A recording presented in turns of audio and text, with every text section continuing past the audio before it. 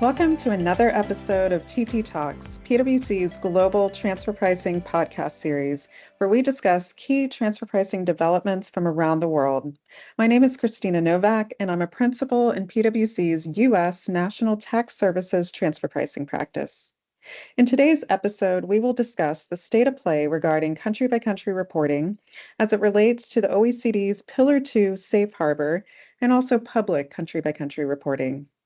But before I get started, let me introduce today's guest speaker. Joining me for today's episode is David Ernick. David is a transfer pricing principal in PwC's U.S. National Tax Services transfer pricing practice. David, I'm happy I finally have you on the podcast to discuss CbC reporting, both in the context of the OECD's Pillar 2 CbCR Safe Harbor and also with respect to public country-by-country reporting. And before we jump in, I know you are an avid runner, so I just wanted to hear, how's all the running going? How's the summer been treating you in Boston with the running? If you can just give our listeners an update. Well, thanks, Christina. It's great to be with you today. And yes, the summertime's here, so I've been doing a lot of running, taking advantage of the hybrid work environment, going into the office a few days a week. And then when I'm working from home, I'm doing a lot of running. Pretty lucky because I have a big field right behind my house. So you do what's convenient, right? And it's very convenient for me to run. And I tell people I'm a good runner, but that doesn't mean I'm a fast runner. I'm actually pretty slow, but I try to do a lot of distance. But like I tell my little niece, who's a very good runner, and everybody else, the secret to being a good runner, if you're a fast runner, a slow runner, it doesn't matter. If you run, you're a good runner. I love that. I think that's great advice. And I'm also a little jealous because I'm trying to run in Dallas and, it's been in the hundreds, so it's been pretty miserable. But let's go ahead and get started. So David, I'd like to start from the top. Would you please tell our listeners what is country-by-country reporting and what was the genesis of it? Sure. So we got country-by-country reporting, first year of implementation in 2016. This was part of BEPS 1.0, the original OECD project on base erosion and profit shifting. It was a new transfer pricing documentation requirement along with the master file. It's a transfer pricing risk assessment tool collecting certain data points, as the name sounds, on a country-by-country basis. Things like revenue, profit before tax, number of employees, tangible assets, with the idea that that country-by-country breakdown will assist tax authorities in transfer pricing risk assessment. But it doesn't really seem to be that well suited for its intended purpose, Christina. And we've heard a lot about it, but actually in my practice, I haven't seen a lot of audits that were actually started because of use of the country-by-country report. It may be happening, but I haven't seen a lot of it, at least not publicly disclosed. But I mentioned that, Christina, because we're going to be talking later on about the importance of getting the financial amounts reported on the CbC report correct. But so far, that hasn't been as important because the CbC reports don't actually seem to be used that much in practice. But that was the origin of it, Christina, starting in 2016. And then we'll talk more about how country-by-country reporting has evolved and expanded. Thank you, David. So as you said, country-by-country reporting started off as this tool, as this transfer pricing risk assessment tool. And now we're seeing it play a prominent role in the transitional safe harbor. This is for the OECD's Pillar 2 rules. And just as a general reminder, Pillar 2, of course, is the global minimum tax rules. They're set at 15%, and those are applied on a jurisdictional basis. But David, can you tell us a little bit about the Pillar 2 transitional CbCR safe harbor, including what were the general policy reasons behind implementing that safe harbor? Yes. So Pillar 2 is very important right now. Everyone's getting ready for Pillar 2 implementation. When you read through the actual substantive Pillar 2 rules, the model rules, they're hundreds of pages long. They're very complicated to understand and apply. And you've got to collect a lot of new data to be able to fill out your Pillar 2 return. So the OECD, to its credit, said, well, at least in the first few years, the first 3 years of Pillar 2 implementation, let's try to ease into this and let's try to simplify the approach to complying with Pillar 2. And we've already got all this data that's being collected through the country by country reports. Why don't we just use that to the greatest extent possible for a safe harbor, which could, if you're eligible to apply the Pillar 2 country by country reporting safe harbor, that could significantly reduce your compliance obligations and the data required in relation to the Pillar 2 calculations. And if you're eligible for the safe harbor in a jurisdiction, that would reduce the top-up tax for a particular jurisdiction to zero, where one of the three criteria is met. And as I said, Christina, this is transitional, so it applies only in the first 3 years of Pillar 2 implementation, although it's still, I think, TBD, to be decided. I know there also is some momentum now saying, well, the transitional safe harbor, if it works pretty well for the first 3 years, why not make that safe harbor permanent and make life easier for everybody? But that's still to be decided. So let's get into some of the details of the transitional safe harbor. So mechanically, I know there's 3 tests. They have to be met in order to take advantage of the transitional CbCR safe harbor. Can you walk us through what those 3 tests are? Yes, and I'm glad you said the word mechanical in there, Christina, because it is a very mechanical test, which is the way it's supposed to be under a safe harbor. A safe harbor, by definition, is supposed to be safe and simple to apply. So the OECD gave us these 3 tests, and if you only need to satisfy one of them, it's in the disjunctive. If you satisfy one of them in a jurisdiction, then you've satisfied the safe harbor. Before describing it in detail, I will point out, though, that the CbCR country by country report safe harbor is a little bit of a misnomer because it only uses some of the data points from the country by country report, your revenues and PBTs, and other data from elsewhere. But let's get into it. The first of the 3 tests is a de minimis test if you have a small presence in a jurisdiction, and that's defined as total revenue from your CbC report of less than 10 million euro, emphasize euro, not dollars, and you've got profit before tax of less than 1 million euro. That's the first one, de minimis test. The second one, probably the most important one, the simplified effective tax rate, or ETR test. That you qualify for that in a jurisdiction when you've got a simplified ETR that's equal to or greater than the transition rate in the jurisdiction for that year.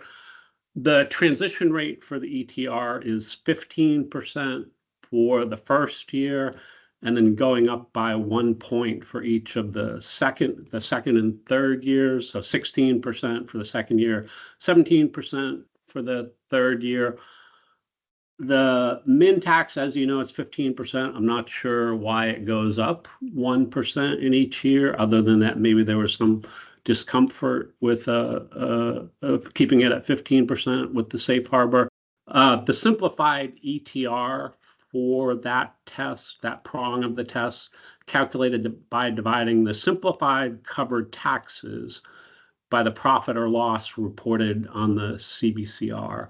And so that simplified covered taxes, again, that's a data point not coming from the CbC report. So that's the second test. Probably that will be the most widely used. And then the third one is the routine profits test. And that's when you, kind of like the name sounds, when you only make a routine amount of profits in a jurisdiction. And what does that mean? Well, that means your tested jurisdiction's profit or loss before income tax is equal to or less than the substance-based income exclusion. And remember, that's from the full Pillar 2 model rules calculation. looking at a certain percentage of the carrying value of your tangible assets and payroll in a jurisdiction. I won't go into the exact percentages, but when you're below that percentage of the value of the tangible assets and payroll, you're deemed to have only a routine amount of profits in that jurisdiction. If that's the case, you've satisfied that prong. So those are the three prongs, Christina. And again, pointing out that you only have to satisfy one of them per jurisdiction to be relieved from paying the top-up tax. Thanks, David. So the benefits of this safe harbor, as we know from the guidance, it's only available if you have a qualified CbCR. And I know we get a lot of questions about that. So David, can you explain what does that mean? What does it mean to have a qualified CbCR? Sure, happy to, Christina. So yeah, this has evolved a little bit because when we got the December 2022 administrative guidance from the OECD on the Pillar 2 safe harbor, it was really very de minimis requirements. So you had to use the right data source to populate Table 1 of the CBC report, meaning either US GAAP or local stat. And that was about it. That was all they said explicitly. So if you do that, you choose the right data source, you should have a qualified CBC report as of December 2022 guidance. They didn't say it explicitly in there, but there's probably also a requirement that the financial amounts reported on your CBC report are actually accurate, meaning that your numbers are all correct. And I point that out because, again, I don't want to be too pessimistic about this, but it wasn't an explicit requirement. But you could see a few years from now, if you've got a tax authority auditing your safe harbor calculation, they might actually look at your CBC report numbers and say, well, prove it to me. Prove that your numbers are accurate. And even though it's not an explicit requirement, a tax authority might say, well, your CBC report numbers, if they're not accurate, they're not even correct. How can that be a qualified CBC report? And I mentioned that because, as I said at the beginning, when CBC reporting was just a transfer pricing risk assessment tool, it really didn't matter that much if you made a mistake in filling out Table 1 of the CBC report. Now it probably does. Now we've got to be accurate in the numbers we put on the CBC report if we hope to qualify for the safe harbor. But we did have further guidance on the CbCR safe harbor in December of 2023.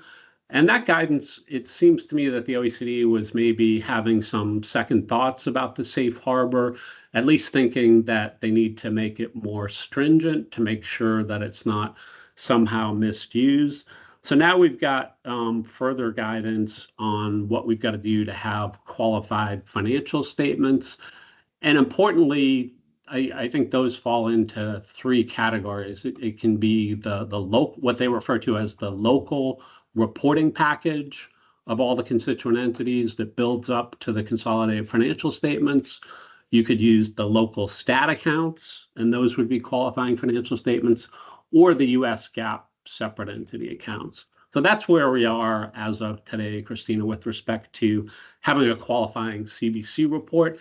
And I do point out that that is very important because, like I said, the transitional CbCR safe harbor that we've got is very important because it potentially saves us a lot of compliance burden instead of doing the full Pillar 2 calculation under the model rules. And it makes it easier potentially to be relieved from top-up tax in a jurisdiction. So we're getting a lot of questions from clients right now about, well, what do we need to do? Walk us through the process of what we need to do so that we can be certain we have a qualified CbC report to be able to apply this Pillar 2 safe harbor. Thanks, David. That's super helpful. So you had alluded to this earlier. You had mentioned that there were two pieces of guidance that have come out on this. One was in December of 22, and then the other one came out a year later in December of 2023. Can you tell us what are some of the other important aspects of that second piece of guidance that came out at the end of last year? Sure. Yeah. So as I said, the December 2023 guidance, the OECD did put more restrictions on the availability of the CbCR safe harbor. As I said, there seems to be a little bit of a walking back of the policy behind that. A safe harbor is supposed to be mechanical and simple to apply. And if you do meet the mechanical criteria and you're in, OECD seems to be worried about planning to get into the safe harbor. So that December 2023 guidance did introduce some new requirements, things like how you treat purchase price accounting adjustments, the impact of hybrid arbitrage arrangements. In the interest of time, I won't go through all of those additional requirements. But the one thing that they did add that I think is very important is that they have this concept of the local reporting package, the financial accounts of all the constituent entities that you put together before consolidation, before any elimination entries.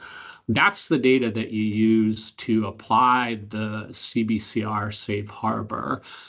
And the rule from the December 2023 guidance now tells us there's a general rule saying, well, you can't make any adjustments to those numbers that you send up to corporate before the consolidation process. And if you do, you run the risk of disqualifying yourself from the CbCR safe harbor for that jurisdiction. And the only adjustments that are allowed to those numbers on the reporting package are for any adjustments specifically required either by the safe harbor guidance itself or the country by country reporting rules themselves. That's the general rule. And then they do give a specific example from the transfer pricing field. And they say, well, what about post year end transfer pricing adjustments? And these are common adjustments. We see this a lot in our practice, Christina, right? So you go through the year, you apply your transfer pricing policy, then you close the books. But once you've done that, you find out that your actual results are outside of the IQR, the interquartile range for arm's length pricing. What do? We know how to handle that. Our books are already closed, but we make an adjustment on our tax return to get within the range, to get within the IQR. That's perfectly acceptable.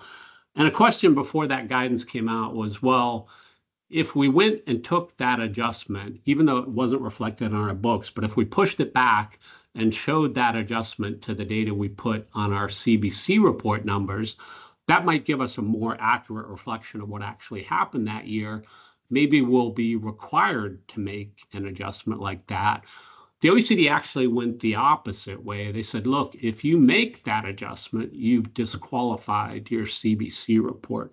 So that might seem a little bit unusual because not making that adjustment gives you, by definition, a less precise, less accurate picture of what happened economically during the relevant year.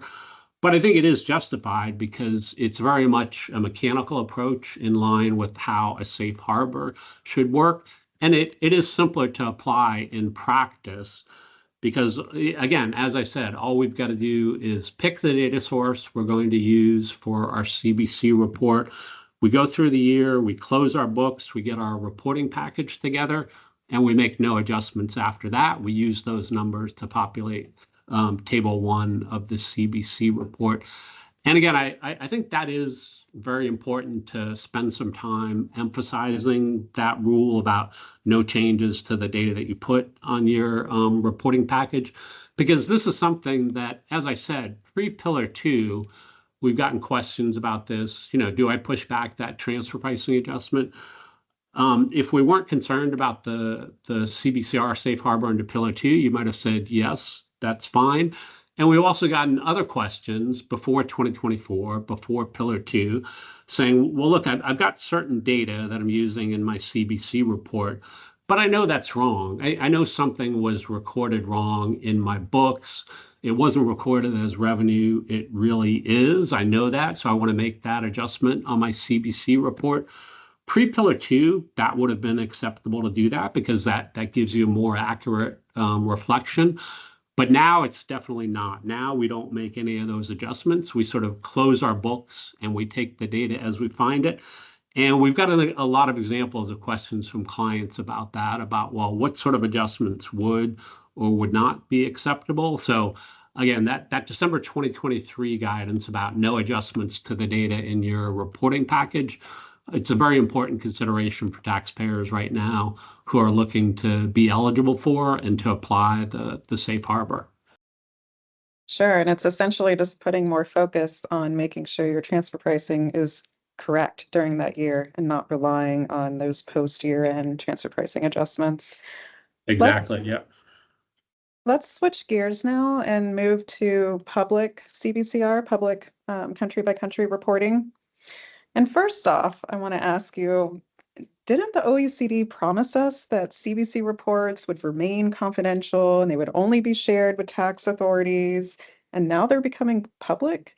Can you talk a little bit about that? Sure. Yeah. So yes, you are correct. So in 2015, when the OECD was finalizing the guidance on country by country reporting, the assurance from the OECD was, well, look, it's actually a good thing that we, the OECD, put together this guidance on country by country reporting. It's a new compliance burden that taxpayers will have to deal with and spend resources on. But the benefits of having the OECD undertake this work would be, well, look, it's not going to be publicly disclosed. You've got assurances that you'll only file this report with your local tax authority, and it will be exchanged with other countries, but under treaty exchange of information provisions, which have strong confidentiality protection. So look, it's always going to be confidential, shared only among tax authorities. And the OECD also said, well, look, because we undertook this work to implement CbC reporting, now you're at least going to have standardization and uniformity. So instead of every country running around implementing its own CbC reporting regime, it will follow a common template put together by the OECD. So you're only going to have to prepare one version of the CbC report, minimizing your compliance responsibilities. So that was sort of the promise or the expectation behind the OECD work a few years ago. That's kind of all changed now. So as you said, now we've got the new public country by country reporting regime coming into effect, mostly led by the European Union at this point under the EU directive on public country by country reporting. We've also got the proposal from Australia with respect to their version of public country by country reporting. But yes, exactly right. So the whole purpose of this sort of is in conflict with what the OECD has said about country by country reporting, that it will remain private. Now the whole world has to be able to access your country by country report. It will be a little bit different than the country by country report you file with your tax authority. Essentially the same data points, but the country by country breakdown will be a little bit different. Under the EU version, you report separately all of the countries within the EU, all of the countries on the OECD black or gray list, and then all other countries lumped together in one other category. So for example, like Canada, the US, and Mexico would not be reported separately. They'd all be aggregated together with other countries. But the purpose behind this, as I understand it, was this was part of the tax good governance work that the European Union is focusing on in order to achieve fair taxation. And transparency around taxes was believed to be a good building block for this good governance foundation. It achieves transparency around taxes paid and enhances some of the EU's tax policy objectives, although there's not really much of a focus on relevance. So transparency is good. It's hard to argue with transparency, but it's got to be transparency with respect to relevant information. And there hasn't really been a good discussion so far of what exactly transparency with respect to country by country reporting is how that's supposed to be helpful for tax administrations in collecting the appropriate amount of taxes. So, as you mentioned, the CbCR safe harbor is probably going to put a little more emphasis on the accuracy of the data in those reports. And I also think the same is probably true with respect to public CBC reporting. What does this increased transparency mean for companies, and what should they be thinking about as far as strategic considerations? I think accuracy is the first thing I'd start off with, Christina. So as I said, pre-Pillar 2 and pre-public country by country reporting, there wasn't as much of a focus on accuracy and reliability of the data that you're reporting in Table 1 of the CBC report, just because it wasn't really that important. Companies, taxpayers did the best they can in filling out the CBC report, but everybody's got a lot of other important things to do. You prioritize the most important things. So I think some mistakes were made on some of the financial amounts reported on the CBC report, but there really wasn't any consequence or importance to that. Public CBC reporting, much like I said with respect to the Pillar 2 safe harbor, puts much more of an emphasis on the reliability of the information. So I want to have reliable CbCR data so that I'm eligible to use the Pillar 2 CbCR safe harbor. And also, if I now have to disclose my CBC report publicly, well, I want to make sure all the data that I put on there is accurate, obviously. So that's important. And then I've also got to think about, well, if I'm putting together more than one CBC report now, so I'm doing the one I file with my tax return, and now I've also got to put one together publicly. I've got to be able to reconcile any differences, if there are any, between the two. How do I explain why there could be a difference or make sure there's not? I've also got other considerations when I'm thinking through with respect to what I need to do when this is publicly available. I think a big thing companies are concerned about now is, well, it's not just the general public that will see my data on a country by country basis. It's my competitors also. They'll be able to see the revenues and the profits I've got in certain jurisdictions, along with the number of employees, the value of my tangible assets per jurisdiction. Does that impact me competitively, give me a disadvantage now? I've got to start thinking through that. I've also got to think of my public relations strategy. So this is no longer just a tax department issue. Now I've got to make sure everyone relevant within the company knows that this is coming up. Think about, well, how will my CbC report look? And what, if anything, will be the reaction from the public when it's disclosed? And how would I react to that if I need to? So those are some of the things that companies are thinking through right now, Christina. One thing also, again, we also want to think about what the rules and implications are currently, but how they might evolve also. And in that vein, so remember, public country by country reporting, I think the impetus from the EU was that they wanted to shine a spotlight on a situation where you've got a lot of profits in a low tax jurisdiction without a lot of substance in terms of number of employees or tangible assets. But if we've got this Pillar 2 regime being implemented pretty widely and pretty quickly, where we've now got a minimum of 15% tax rate in all jurisdictions, does that potentially take some of the pressure off of public country by country reporting if it's not going to be possible to minimize the amount of taxes paid in a jurisdiction below that 15% rate? But those are all the considerations that companies are thinking about right now, Christina. Thank you, David. So you had touched upon there's been rules that have been issued in the EU, rules that have come out. This is regarding public CbCR in Australia. Are these rules consistent country to country? And is that something that taxpayers will need to be cognizant of going forward? Is that there could be different rules regarding public CbCR that differ country by country?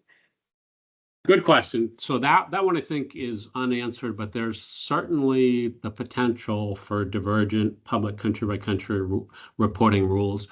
We saw that with respect to Australia's proposed regime last year, where there was a significant divergence from the requirements under the EU directive, there has been some pushback against that, and I think Australia has walked back some of those proposals, although nothing has been finalized yet.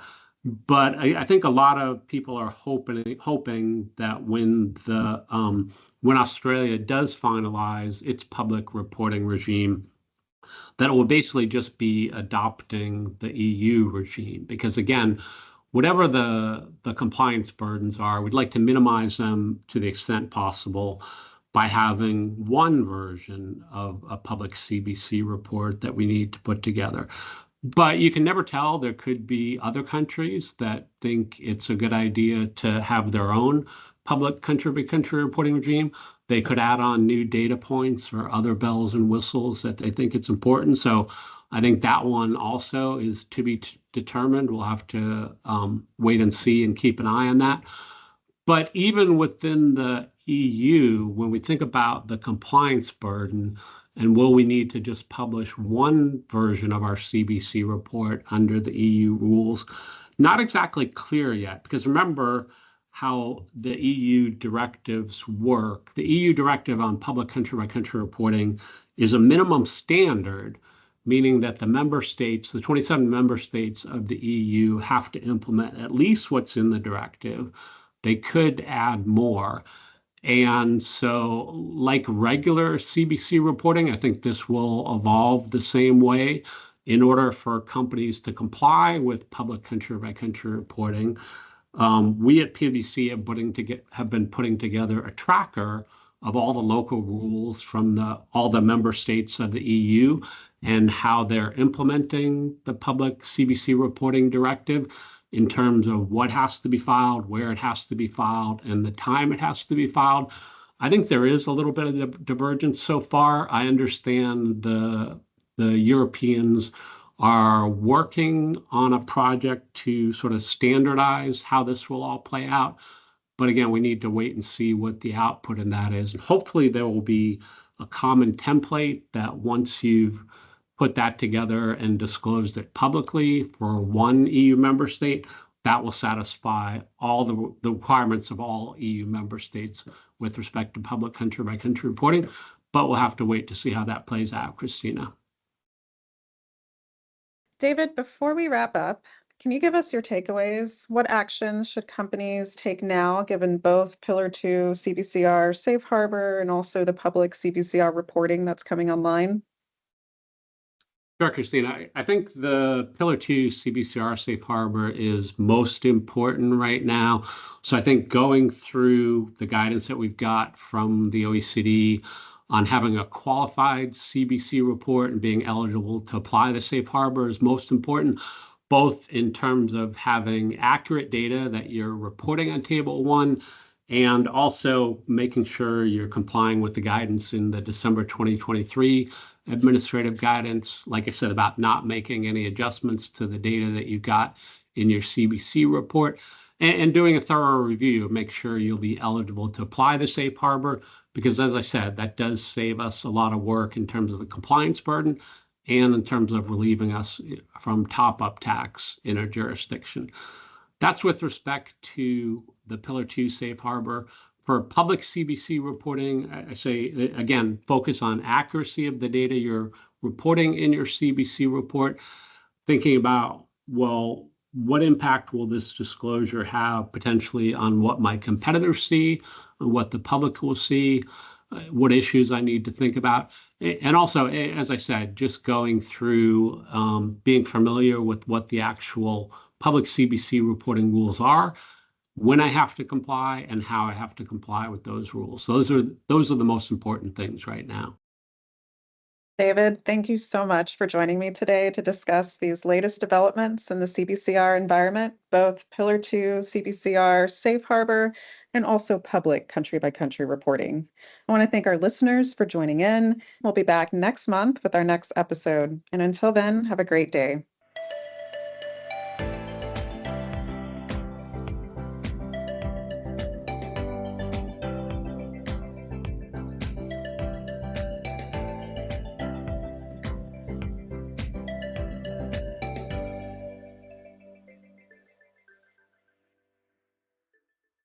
This podcast is brought to you by PwC, all rights reserved. PwC refers to the U.S. member firm or one of its subsidiaries or affiliates and may sometimes refer to the PwC network.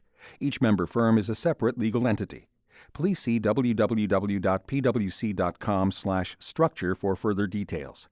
This podcast is for general information purposes only and should not be used as a substitute for consultation with professional advisors.